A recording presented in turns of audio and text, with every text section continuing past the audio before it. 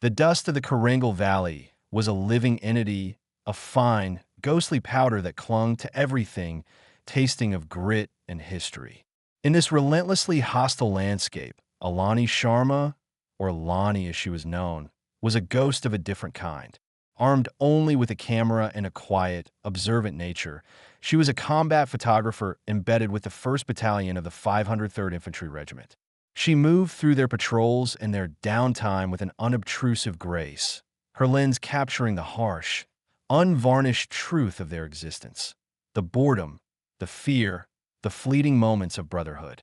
To the soldiers, she was an enigma, a civilian woman who had willingly stepped into their world of masculine violence.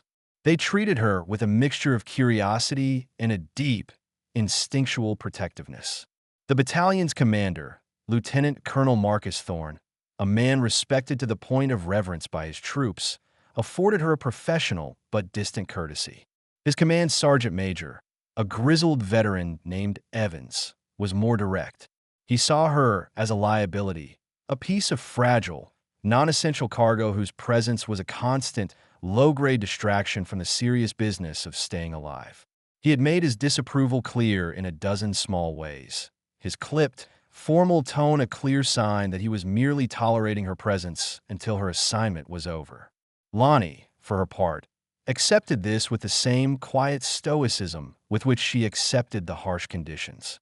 She was there to do a job, to tell their story, and the opinions of the men around her were just another part of the landscape she was there to document. The transition from a mundane rhythm of a patrol to the chaotic violence of an ambush was instantaneous and absolute. One moment, they were moving through a narrow, sun-baked valley. The next, the world erupted in a symphony of destruction. It was a near-perfect ambush, a coordinated assault from prepared positions on the high ground on 3 sides. The distinct, heavy thud of DSHK machine guns, the terrifying shriek of incoming RPGs, and the sharp crackle of hundreds of AK-47s tore through the thin mountain air. The lead platoon was pinned down immediately, the disciplined American patrol dissolving into a desperate, chaotic firefight for survival.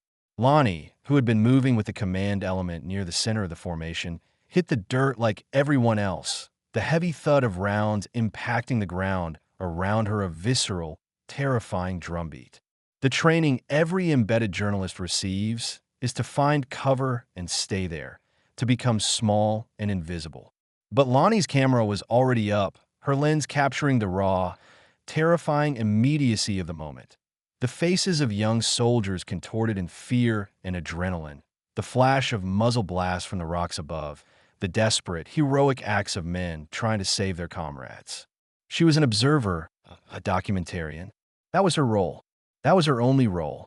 In the first devastating volley of the ambush, a rocket-propelled grenade detonated on a rocky outcrop just above the command group. A storm of superheated shrapnel and rock fragments ripped through the air. Lieutenant Colonel Thorne cried out a sharp, ragged sound and collapsed, a dark arterial spray of blood erupting from a wound high on his leg, near his groin. He was down. The commander had fallen. The psychological impact on the soldiers was as devastating as the physical one. The platoon medic, a brave young specialist named Garcia, was killed instantly by a burst of machine gun fire as he tried to crawl to his fallen commander's side. Panic, the insidious enemy of every soldier, began to creep into the edges of the firefight.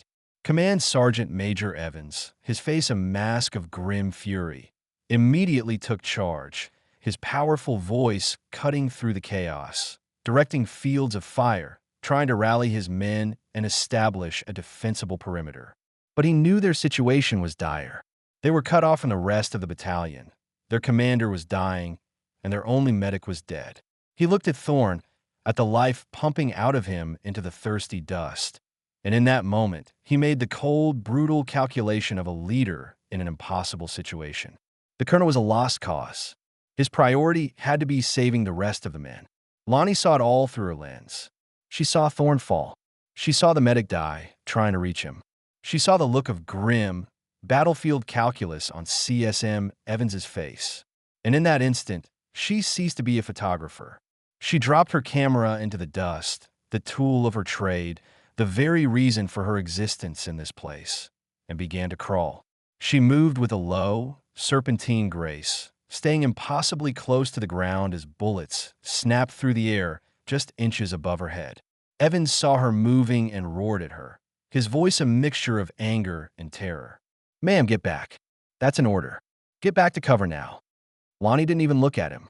She reached the side of the wounded colonel, her movements sure and unhesitating. She unclipped the heavy, professional-grade camera bag from her shoulder, but instead of revealing the expected array of spare lenses and batteries, she ripped open a concealed inner pocket. Inside was not camera equipment, but a compact, vacuum-sealed trauma kit, complete with tourniquets, chest seals, and combat gauze. Evans stared, his mind struggling to process what he was seeing. This was not a standard-issue first aid kit.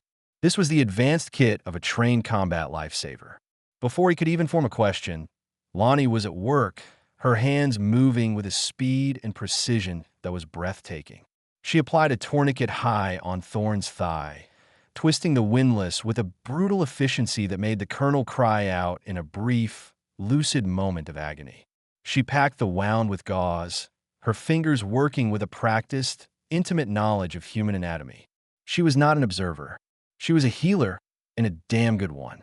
The small command element was completely isolated, a tiny pocket of resistance in a sea of enemy fire. Their only hope of survival was to break contact and make a desperate, fighting withdrawal over a high, treacherous ridge to the south, where the rest of the battalion was attempting to regroup. Moving a critically wounded man under such conditions was a suicidal task. CSM Evans knew it. The handful of soldiers with him knew it. They would have to leave the colonel behind. It was a horrifying, unthinkable choice, but it was the only one that battlefield logic allowed. As Evans began to give the grim order, Lonnie's voice cut him off. "No," she said, her voice quiet but carrying an authority that was absolute. "We are not leaving him." She had stabilized the bleeding, but Thorne was unconscious, his life hanging by the thinnest of threads. "He won't survive the journey," Evans argued, his voice a raw rasp. "We don't have a litter. It will take 4 men to carry him, and I need every one of those rifles in the fight." Lonnie looked at the steep, rocky ridge that was their only escape route. "You won't need 4 men," she said. "You'll need me." She began to unstrap the heavy ceramic plates from her own body armor.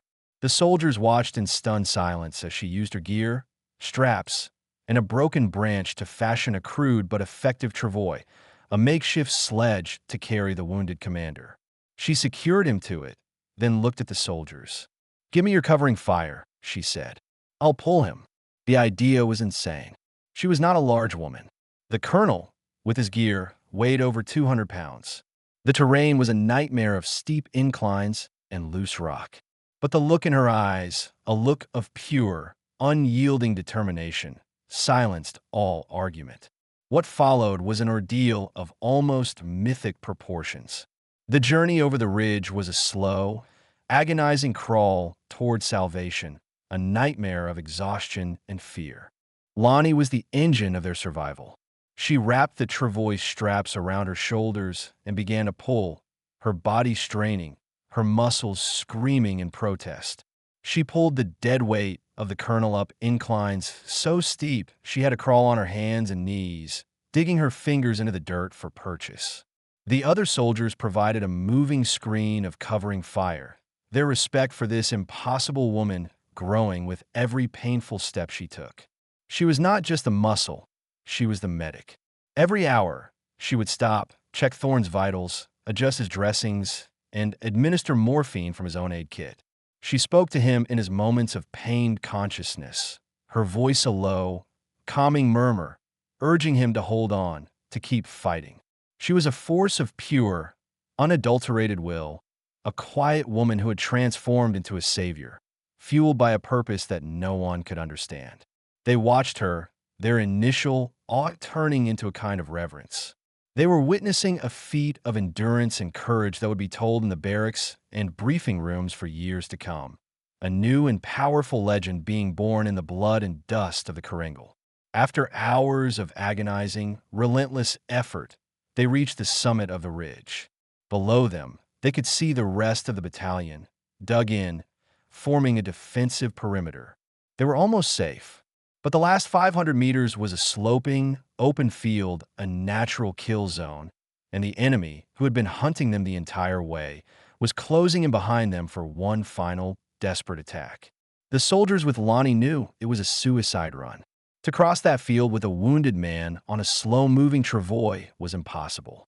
"We'll lay down a base of fire," CSM Evans said, his voice grim. "You run for it, ma'am. We'll buy you as much time as we can."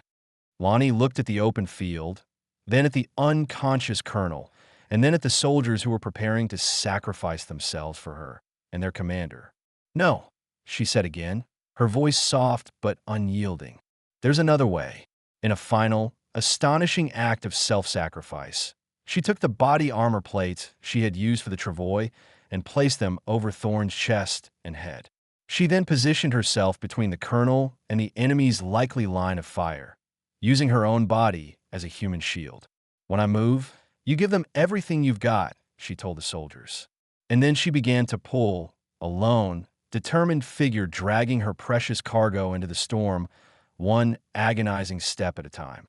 Bullets kicked up dust all around her, but she never faltered, her focus absolute, her purpose clear. She made it. Stumbling, bleeding from a dozen cuts and scrapes, her lungs burning, she pulled the colonel the last few feet into the waiting arms of the battalion soldiers. They swarmed around her, pulling them both into the safety of the perimeter, their faces a mixture of relief and stunned disbelief. The battalion medics immediately took charge of the colonel, their work made possible only because of the impossible efforts of the woman who had delivered him to them. The moment Lonnie saw that Thorne was safe, that he was in the hands of his own men, the strength that had sustained her for so long simply vanished. The adrenaline, the focus, the sheer willpower that had driven her over the mountain, all of it evaporated in an instant. She stood there for a moment, swaying on her feet, her gaze distant as she looked at the sea of grateful, awestruck faces of the soldiers surrounding her. Then, her eyes rolled back into her head, and she collapsed into the dust, a puppet whose strings had been cut, the world dissolving into a welcoming, absolute blackness. While Lonnie lay in a deep, healing unconsciousness in the relative quiet of the battalion aid station, the story of what she had done spread through the ranks like a holy fire. The soldiers who had made the journey with her told the tale to their comrades, their voices filled with a reverence usually reserved for figures of legend. They spoke of her impossible strength, her medical skill, her absolute refusal to surrender. CSM Evans, his gruff exterior shattered by the raw, humbling power of what he had witnessed, felt a profound duty to find out who this woman truly was. He went through her gear, her camera bag, and her personal effects, searching for identification. Tucked into a hidden pocket of her wallet, behind her press credentials, he found it, a worn, dog-eared, expired military ID card. The picture was of a younger Lonnie, her face serious, her hair pulled back tightly. The name read Captain Alani Sharma, and her rank and branch, Captain, Medical Corps, United States Army, attached to the 160th Special Operations Aviation Regiment, the Night Stalkers. Evans's blood ran cold. She wasn't just a doctor. She was a flight surgeon for the most elite, clandestine aviation unit in the world, the pilots who flew special operators into the deepest parts of hell. A quick, discreet inquiry with a contact at Bagram filled in the rest of the story. Captain Sharma had been considered one of the best combat medics in the service, a legend in her own right, until the Black Hawk she was on was shot down over the Hindu Kush 4 years ago. She had survived, but her husband, the pilot, had not. She had resigned her commission a month later, disappearing from the military world. Her photography, Evans realized, was not a job. It was a penance, a way to stay connected to the world that had taken everything from her. Lonnie awoke slowly, the world swimming back into focus and pieces. The first thing she was aware of was the silence. The constant, brutal noise of war had been replaced by a quiet, sterile hum. She was in a bed, in a clean, well-lit tent. A field hospital. She felt a profound sense of relief. She had done it. She had saved him. Then, as her vision cleared, she saw them. They were everywhere. The room was filled with them, standing silently, shoulder to shoulder. More of them filled the corridors, their shapes visible through the open tent flaps. And beyond them, through the windows, she could see hundreds more, standing in silent, perfect formation in the dusty company streets. They were not speaking. They were not moving. They were simply watching her. The entire 1st Battalion, every soldier who could walk, from the lowest private to their now conscious and stable commander, Colonel Thorne, who sat in a wheelchair near her bed, was there. Nearly 800 men, a silent, powerful, and overwhelming honor guard. Their collective gaze was not one of pity or curiosity, but of a deep, profound, and humbling gratitude. CSM Evan stepped forward from the crowd. He did not offer words of thanks. They would have been inadequate. Instead, he reached into his pocket and placed a small object in her hand. It was a crude, hand-carved wooden eagle, the symbol of the 101st Airborne Division, the battalion's parent unit. It was a piece of themselves, a token of their soul, a silent acknowledgement. In that moment, surrounded by the men she had saved, the quiet combat photographer finally found a measure of the peace she had been searching for.